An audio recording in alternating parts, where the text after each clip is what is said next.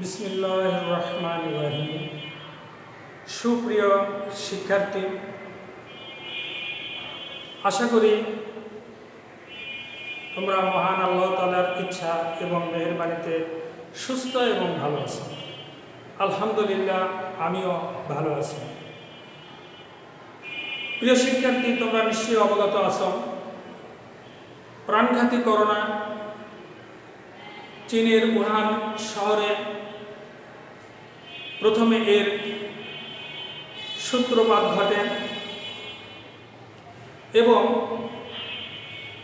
এই করোনা ভাইরাসের তাণ্ডবে সারা পৃথিবী কেঁপে ওঠে। 2019 সালের 31শে ডিসেম্বর চীনের উহান শহরে থেকে প্রথম করোনা ভাইরাসের রোগী শনাক্ত হয়। 2008 সালের 8ই জানুয়ারি এটা যখন ব্যাপক আকার ছড়িয়ে পড়ে, তখন বিশ্ব স্বাস্থ্য সংস্থা এই নতুন ভাইরাসের নাম দেয় কোভিড-19। 11ই জানুয়ারি বিশ্ব স্বাস্থ্য সংস্থা এই করোনা ভাইরাস যখন মহামারী আকার ধারণ করে, তখন বিশ্ব স্বাস্থ্য সংস্থা এটাকে মহামারী ঘোষণা দেয়। এই করোনা ভাইরাসের কারণে পৃথিবী সহ আমাদের দেশেও সকল শিক্ষা প্রতিষ্ঠান বন্ধ হয়ে যায়। আমাদের দেশে 17ই মার্চ থেকে সকল শিক্ষা প্রতিষ্ঠান বন্ধ হয়ে যায়। এই করোনা ভাইরাসের কারণে শিক্ষা প্রতিষ্ঠান বন্ধ হওয়ার কারণে শিক্ষার ব্যবস্থা অনেকটাই থমকে যায়। শিক্ষা ব্যবস্থার গতি ত্বরান্বিত করার লক্ষ্যে গণপ্রজাতন্ত্রী বাংলাদেশ সরকারের মাননীয় প্রধানমন্ত্রীর নির্দেশক্রমে শিক্ষা মন্ত্রণালয়ের সিদ্ধান্ত মোতাবেক সিংড়াদমদা পাইলট স্কুল অ্যান্ড কলেজের অধ্যক্ষ স্যারের নির্দেশক্রমে আমরা অনলাইন ক্লাস শুরু করেছি। প্রিয় শিক্ষার্থী, আমি আমার এই মুহূর্তে পরিচয় দিচ্ছি। আমি মোহাম্মদ আব্দুস সামাদ, প্রভাষক, পৌরনীতি ও সুশাসন, সিংড়াদমদা পাইলট স্কুল ও কলেজ, সিংড়া, নাটোর।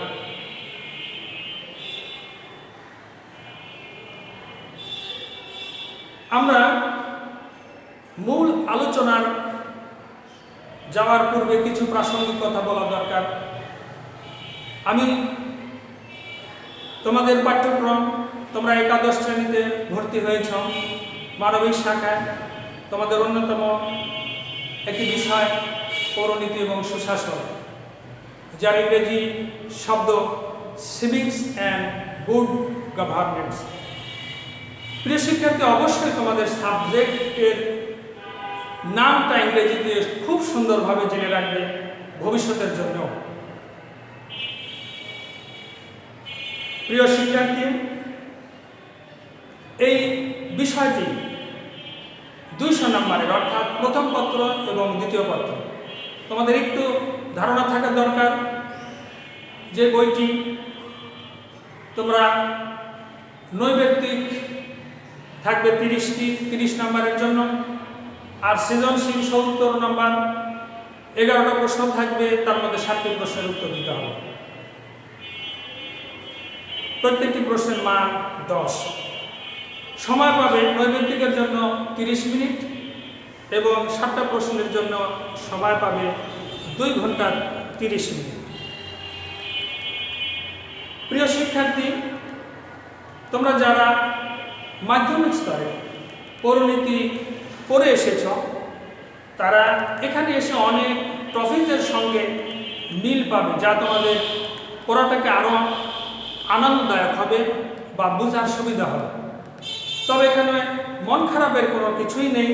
যারা তোমাদের পৌরনীতি ছিল না অথবা নতুন অন্য বিভাগ থেকে এসেছো, পৌরনীতি নিয়েছ, তোমরা যদি ক্লাস রীতিমতো করো এবং পড়ালেখা করো, ইনশাআল্লাহ তোমাদের কাঙ্ক্ষিত সাফল্যে পৌঁছতে পারবে।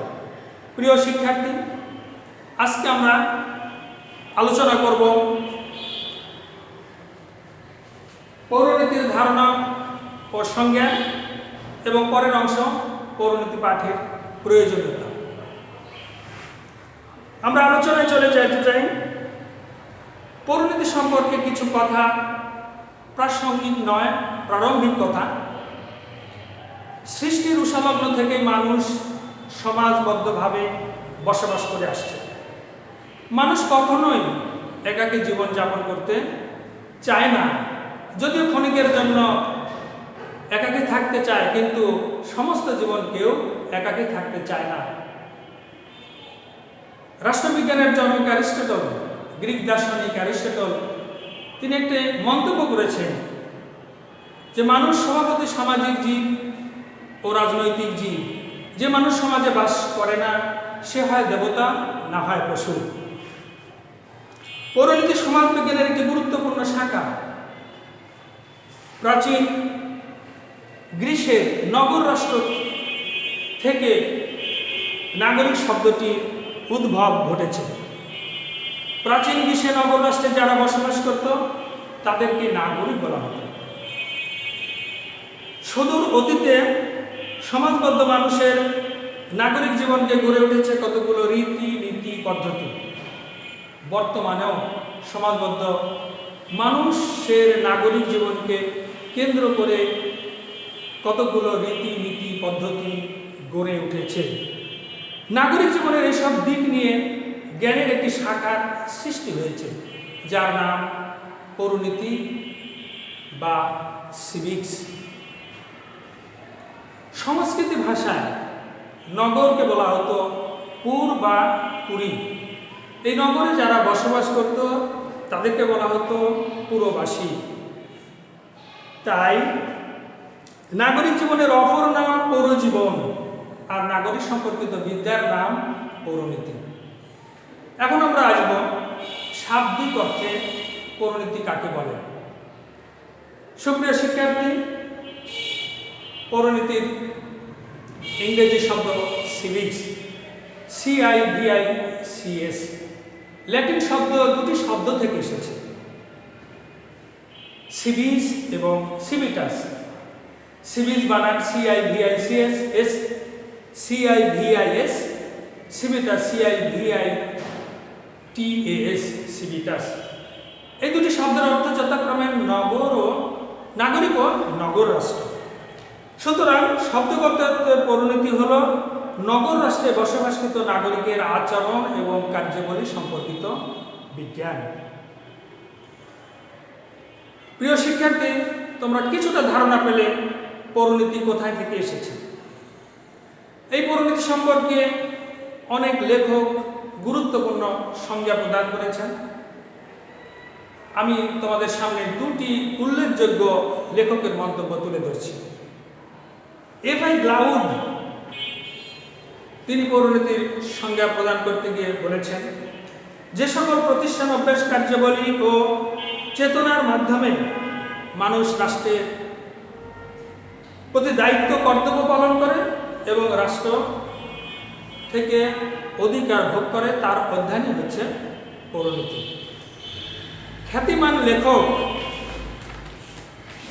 অধ্যাপক E.M. হোয়াইট তার ফিলোসফি অফ সিটিজেনশিপ গ্রন্থে পৌরনীতির সম্পর্কে সুস্পষ্ট এবং সুন্দর সংজ্ঞা প্রদান করেছেন।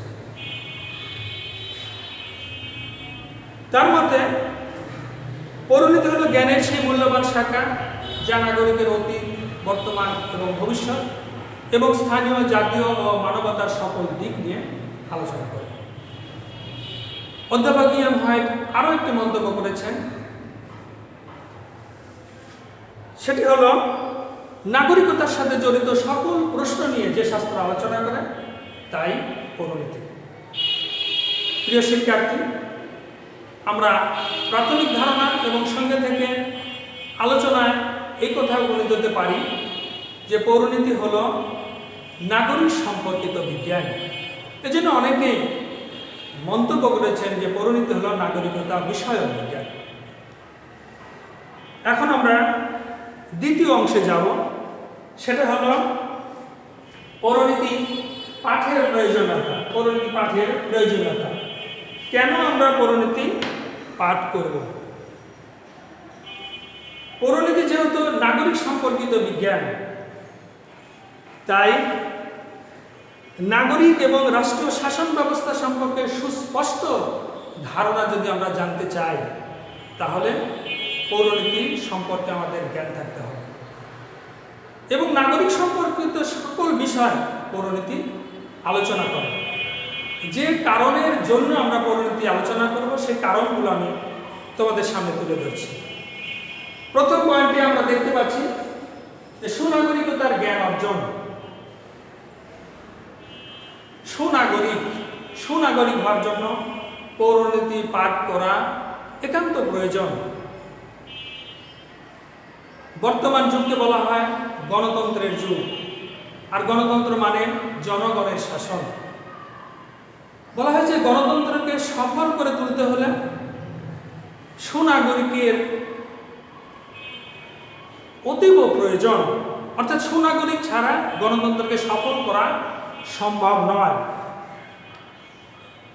প্রিয় শিক্ষার্থী, এমনটি কথা বলা হয় যে মানুষ সবাই, কিন্তু সব মানুষ ভালো মানুষ নয়।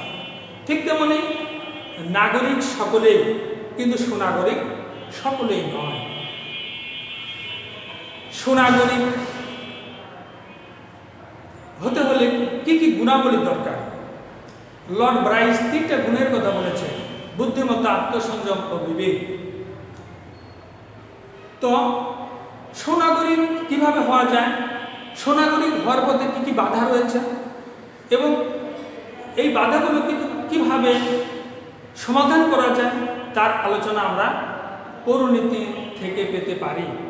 এজন্যই সুনাগরিকতার জ্ঞান সম্পর্কে ধারণা লাভ করতে হলে পৌরনীতি পাঠ করা একান্ত প্রয়োজন। প্রিয় শিক্ষার্থী, আমরা দ্বিতীয় পয়েন্ট যেটা আলোচনা করি, সেটা দেখছি নাগরিক অধিকার এবং কর্তব্য সম্পর্কে জানার জন্য। আজকের যুগ গণতন্ত্রের যুগ বলা হয়েছে। আমরা জানি যে প্রত্যেক রাষ্ট্রেই নাগরিকের অধিকার এবং কর্তব্য সম্পর্কে সংবিধানে উল্লেখ থাকে।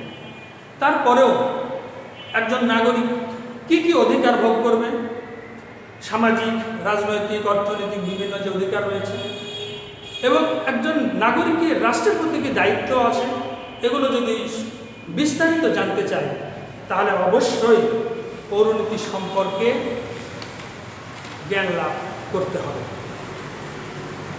আমরা পরের অংশে চাই পয়েন্টে, সেটা হলো নাগরিকের অতীত, বর্তমান ও ভবিষ্যতের দিক নির্দেশনা। বলা হয়েছে অতীতে বিভিন্ন রাষ্ট্রে নাগরিকের অবস্থান বিভিন্ন ছিল। অর্থাৎ অতীতে আমরা গ্রিক রাষ্ট্রে নাগরিক সম্পর্কে একটি ধারণা পাই যে নগর রাষ্ট্রে যারা বসবাস করতেন তারাই নাগরিক। কিন্তু আজকের এই বিশাল জনসমষ্টি এবং বিশাল আয়তনের এই দেশে নাগরিকের কিছুটা পরিবর্তন হয়েছে ধারণা সম্পর্কে। প্রিয় শিক্ষার্থী, বলা হয়েছে এরকম যে নাগরিক জীবনের বিভিন্ন অতীতে কেমন ছিল, বর্তমানে কেমন আছে এবং ভবিষ্যতে কেমন হওয়া দরকার, এর দিক নির্দেশনা পৌরনীতির আলোচনার মধ্য থেকে পাওয়া যায়। অতীতে নাগরিক আর আজকের নাগরিকের মধ্যে বেশ কিছু পার্থক্য রয়েছে। তারপর আমরা এই কথা বলবো অতীত এবং বর্তমানকে নিয়ে ভবিষ্যতের দিক নির্দেশনার শিক্ষা দান করে পৌরনীতি। আমরা পরের পয়েন্টে আলোচনায় যেতে চাই সুনাগরিক সম্পর্কে ধারণা লাভ। সুনাগরিক খুব সহজ অর্থে যদি বলা হয় সুশাসন সম্পর্কে ধারণা লাভ। সুশাসন বলতে সাধারণভাবে বলা হয় ভালো শাসন। এই সুশাসন সম্পর্কে একটা দেশ তার লক্ষ্য অর্জন করতে হলে অবশ্যই সুশাসন দরকার, আর এই সুশাসন কার্যকর করার জন্য কতগুলো দিক রয়েছে, যেমন সরকারের জবাবদিহিতা, জনগণের অধিকার নিশ্চিতকরণ, বিচার বিভাগের স্বাধীনতা, বিভিন্ন বিষয়ের উপর সুশাসন নির্ভরশীল। আর এই সুশাসন সম্পর্কে ধারণা জানতে হলে পৌরনীতি পাঠ করা একান্ত প্রয়োজন। রাষ্ট্রের বিভিন্ন প্রতিষ্ঠান সম্পর্কে জ্ঞান লাভ। প্রত্যেক রাষ্ট্রে বিভিন্ন সামাজিক রাজনৈতিক প্রতিষ্ঠান রয়েছে। এই প্রতিষ্ঠান সম্পর্কে যদি আমরা সম্যক ধারণা লাভ করতে চাই, তাহলে অবশ্যই পৌরনীতি সম্পর্কে জানতে হবে। যেমন আমরা সরকারের অঙ্গ, জনমত, স্বাধীনতা, রাজনৈতিক দল ইত্যাদি বিষয় সম্পর্কে জানতে চাইলে আমরা পৌরনীতি পাঠের মাধ্যমে তা আমরা জানতে পারব। কল্যাণমূলক রাষ্ট্রের ধারণা। কল্যাণমূলক রাষ্ট্রের ধারণা লাভের জন্য কল্যাণমূলক রাষ্ট্র, আজকে কিন্তু বলা হয় যে আজকের পৃথিবীতে কোনো রাষ্ট্রই পুলিশি রাষ্ট্র নয়, বরং কল্যাণমূলক রাষ্ট্র। কল্যাণমূলক রাষ্ট্র সেই রাষ্ট্র যে রাষ্ট্র জনগণের মৌলিক অধিকার পূরণে সক্ষম, অর্থাৎ জনগণের সর্বাধিক কল্যাণ করার জন্য ব্যস্ত। বিশেষ করে মৌলিক অধিকারের কথা আসলে খাদ্য, বস্ত্র, স্বাস্থ্য, চিকিৎসা ইত্যাদি বিষয়ের কথা চলে আসে। যে রাষ্ট্রগুলো এগুলো নাগরিকের নিশ্চয়তা দান করে সেই রাষ্ট্রগুলোকে কল্যাণমূলক রাষ্ট্র বলা হয়। আর এই কল্যাণমূলক রাষ্ট্রের ধারণা যদি আমরা জানতে চাই, তাহলে অবশ্যই পৌরনীতি পাঠ করা প্রয়োজন। আমরা শেষের দিকে এসেছি। যোগ্য নেতৃত্ব গড়ে তোলার জন্য। যোগ্য নেতৃত্ব, আজকের তরুণরাই ভবিষ্যতের কর্ণধার। তাদেরকে যোগ্যতা অনুযায়ী নেতৃত্ব দেওয়ার শিক্ষা পৌরনীতির শিক্ষা দান করে। এমনটি বলা হয় যে একজন যোগ্য নেতৃত্বের দ্বারা দেশ জাতি তার কাঙ্ক্ষিত লক্ষ্যে পৌঁছতে সক্ষম। আমরা সর্বশেষ পয়েন্ট নিয়ে কথা বলছি, দেশপ্রেম বৃদ্ধির জন্য। দেশপ্রেম বৃদ্ধির শিক্ষা। পৌরনীতি পাঠের মাধ্যমে নাগরিকগণ একজন দেশপ্রেমিকের শিক্ষা গ্রহণ করে। আর একজন দেশপ্রেমিক দেশের প্রকৃত সম্পদ বলা হয়। কেননা একজন দেশপ্রেমিক মানুষ দেশের জন্য নির্দ্বিধায় জীবন দিতেও কুণ্ঠাবোধ করে না। সুপ্রিয় শিক্ষার্থী, আমরা এ পর্যন্ত পৌরনীতি পাঠের বিভিন্ন বিষয় সম্পর্কে আলোচনা করলাম। এছাড়া আরও কিছু পয়েন্ট রয়েছে, আমরা সময়ের স্বল্পতার জন্য ওদিকে আর যেতে পারছি না। তবে তোমাদের কাছে যে বিষয়টি, যে আজকে আমরা পৌরনীতি কী এবং পৌরনীতি পাঠের প্রয়োজনীয়তা তোমাদের আশা করি সম্যক ধারণা দিতে সক্ষম হয়েছে। তো পরিশেষে তোমাদের সবার সুস্বাস্থ্য মঙ্গল কামনায় আমি আমার আজকের ক্লাস শেষ করছি। আগামী দিন আবারও দেখা হবে। খোদা হাফেজ।